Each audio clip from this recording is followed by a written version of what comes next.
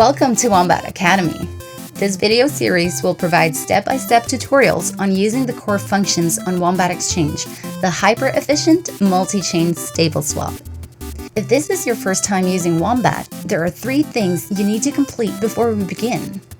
The first thing is to connect your wallet to our dApp. Wombat Exchange currently supports MetaMask and Wallet Connect. The Wombat team will integrate more wallets in the near future. The second thing is to make sure you are connected to BNB Chain.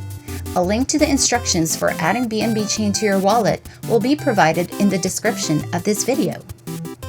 The third and most important thing is to make sure you have the BNB token in your wallet for gas fees. You can purchase BNB from Binance or swap for it on another exchange such as PancakeSwap. For our first video, we will walk you through how to swap from one token to another using Wombat's swap function. Let's start with a walkthrough of the available features. Swapping transactions are conducted via this page. You can toggle between swap and pool page by clicking here. The token on top is your starting token. It is the token you will submit to swap for another token. Click here to open the token menu to change your starting token. We will use USDT as the starting token for this video. The bottom token is your target token. It is the token you will receive in exchange for your current token. Click here to open the token menu to change your target token. We will use BUSD as the target token for this video. In both instances, the token balance shown here updates based on how many tokens you have in your wallet. You can input either the starting or the target token amount, and a corresponding amount will be shown on the opposite field based on the current exchange rate.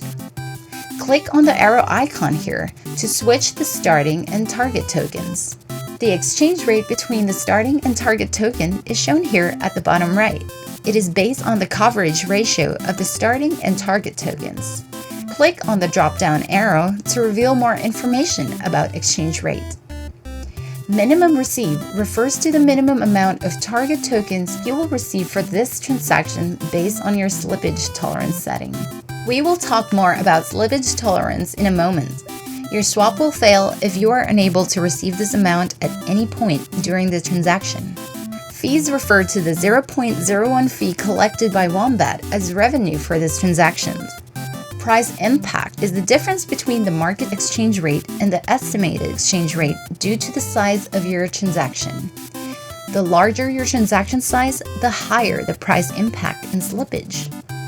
This brings me to my next point about slippage tolerance. You can adjust your slippage tolerance by clicking here to access the configuration panel. You can choose the preset percentages shown here or manually input your tolerance with a final option. Note that this will only affect your minimum receive and not your exchange rate. Transaction deadline allows you to configure the time that you will allow your transaction to remain pending if there is on-chain congestion. Similarly, you can choose the preset timeframe shown here or manually input your tolerance with a final option. For this example, we will use the default options provided. Now, let's move on to swapping. If this is your first time swapping with USDT, there will be 2 transactions. The first is to grant Wombat Exchange permission to access USDT in your wallet, commonly known as approved transaction. The second is the actual swap from USDT to BUSD. Both transactions will cost gas fees. The approved transaction only needs to be performed once whenever you use a new starting token. You will be able to swap from USDT to another token without approving next time. Click on the Approve button and confirm the transaction in your wallet. Then click on the Swap button and confirm the transaction in your wallet. If your transaction is confirmed, the confirmation modal will appear. Your balances will update shortly after your transaction. You can also refresh the page to update your balances. And that concludes the first video of our Academy series. Thank you for watching. If you found this tutorial helpful, subscribe and hit the notification bell to get notified of our next video.